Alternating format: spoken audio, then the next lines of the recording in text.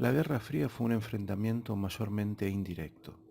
Por este motivo, la propaganda, la cultura, la investigación científica y la diplomacia fueron tan importantes como la estrategia militar. Además, por primera vez, dos potencias se distanciaban enormemente del resto y extendían su influencia a escala global, creando lo que se denominó el mundo bipolar.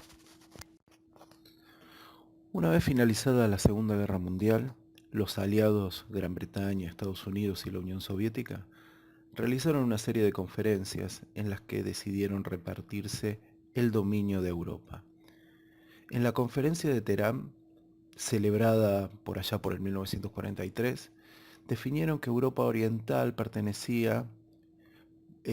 mejor dicho, permanecía bajo la órbita soviética, mientras que Europa Occidental quedaría del lado de los Estados Unidos y Gran Bretaña. Más tarde, en la conferencia de Yalta, por 1945, resolvieron el reparto de Alemania. En consecuencia, luego de la guerra, cuando hablo de la guerra hablo de la Segunda Guerra Mundial, la política internacional estuvo dominada por dos núcleos de poder. El bloque occidental, liderado por los Estados Unidos, y el bloque oriental, encabezado por la Unión Soviética.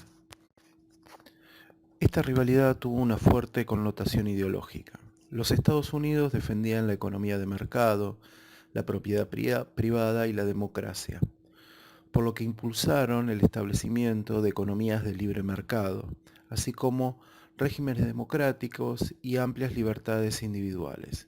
No obstante, los avances comunistas llevaron a que los Estados Unidos apoyasen diferentes dictaduras, como en el caso de la dictadura de la Argentina en 1976 particularmente. La Unión Soviética, por su parte, promovía su versión del marxismo-leninismo, que se manifestaba en economías centralmente planificadas y gobiernos de partidos únicos, con derechos restringidos para los ciudadanos. A pesar de sus aspectos más severos, la Unión Soviética era un ejemplo de gobierno obrero para quienes adherían a los supuestos teóricos del marxismo en todo el mundo. El antagonismo entre estas dos potencias implicó una amenaza permanente de estallidos de una contienda mundial. A esta guerra lentamente se la conoció como Guerra Fría.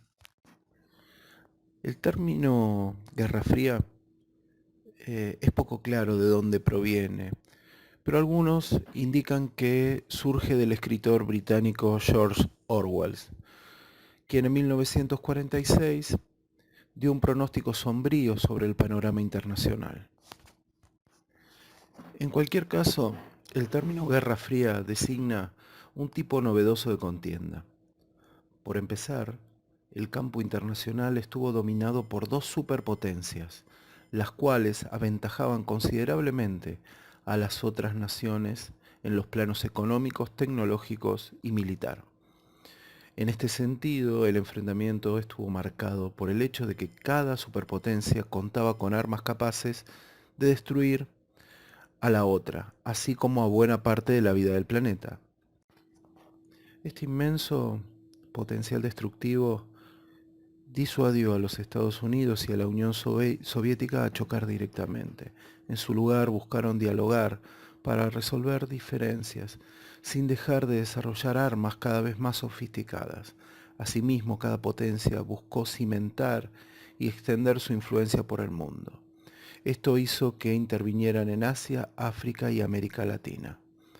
Finalmente, cada potencia intentó mostrar que su sistema era el mejor para garantizar el bienestar y la libertad de los ciudadanos, por lo que la rivalidad también se expresó en lo económico, lo cultural e incluso lo deportivo. De 1945 a 1962 se va a dar la primera fase. Esta va a estar basada en la desconfianza que se había generado entre Occidente y la Unión Soviética durante la durante la Guerra Mundial y finalizada la Segunda Guerra Mundial.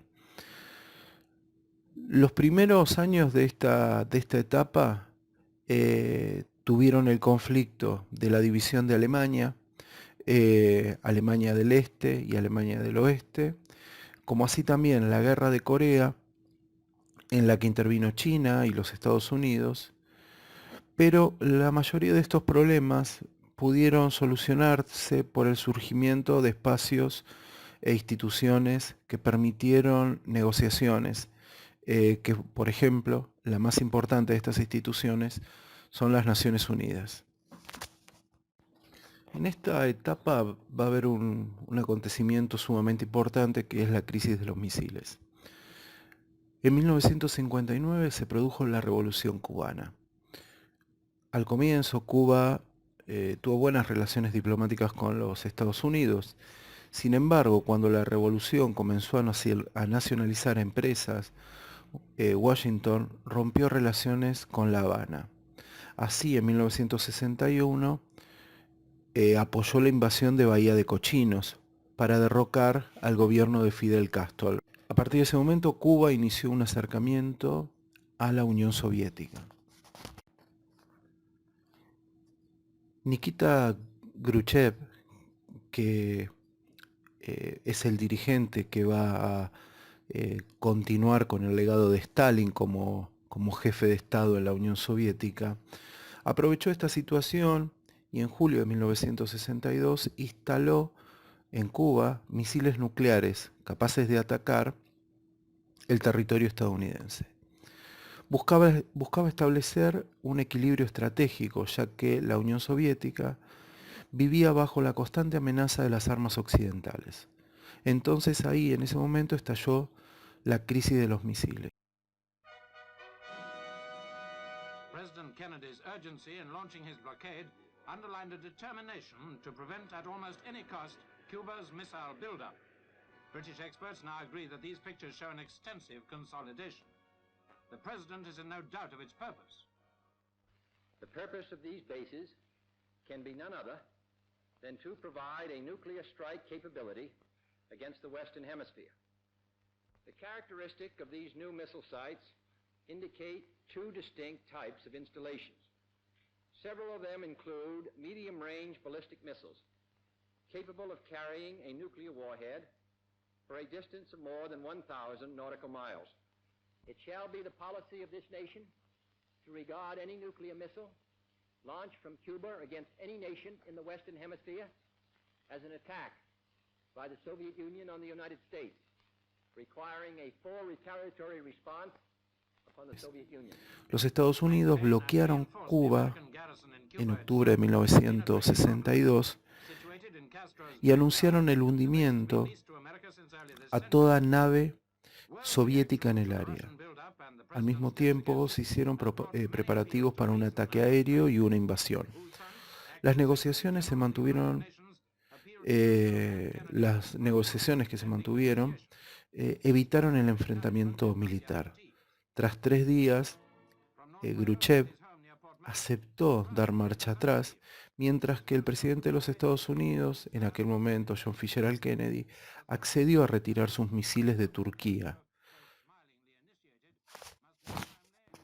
Las consecuencias de este suceso fueron enormes. En primer lugar, las superpotencias se toparon de frente con la posibilidad de una gran guerra nuclear. Otra de las etapas de la guerra, o de las fases, se da entre 1962 y 1979. Esta etapa se puede considerar como la distensión. Después de la crisis de los misiles, dio lugar a una etapa donde las superpotencias tuvieron un mayor entendimiento. Más allá de sus diferencias, ambas estaban de acuerdo en que una guerra abierta conllevaría a la destrucción mutua, por lo cual deberían cooperar para evitar una confrontación de este tipo. Se inició así una larga serie de conferencias, tanto bilateral como internacional, en las cuales se buscó limitar y regular el armamento nuclear. El acercamiento entre Oriente y Occidente se pudo ver en otros planos. Hubo una mayor apertura comercial y cultural entre ambos bloques, al tiempo que se lanzaron notables iniciativas conjuntas. El fenómeno no estuvo restringido a las superpotencias. También Alemania Occidental y Alemania Oriental establecieron vínculos diplomáticos, mientras que los Estados Unidos y China normalizaron sus relaciones poco tiempo después. La última etapa que podemos nombrar de la Guerra Fría se da entre 1979 y 1989. El optimismo llegó a su fin allá en la década del 70. Los motivos fueron varios. Por un lado, Estados Unidos consideraron que la Unión Soviética no estaba cumpliendo con los tratados que firmaba. La violación de los derechos humanos en sus territorios y en los estados satélites, la invasión soviética a Afganistán y el despliegue de nuevos misiles en África fueron algunas de las causas de las que los dirigentes estadounidenses empezaban a desconfiar. En 1981, Ronald Reagan asumió la presidencia de los Estados Unidos y adoptó un discurso duro hacia la Unión Soviética, además de enviar ayuda económica y militar a las fuerzas anticomunistas. Los vínculos bilaterales se deterioraron hasta que en 1985 llegó Gorbachov a la Unión Soviética. Convencido de que su país no podía sostener económicamente campañas como las de Afganistán y la competencia militar con los Estados Unidos, el nuevo dirigente alteró de manera radical la postura soviética.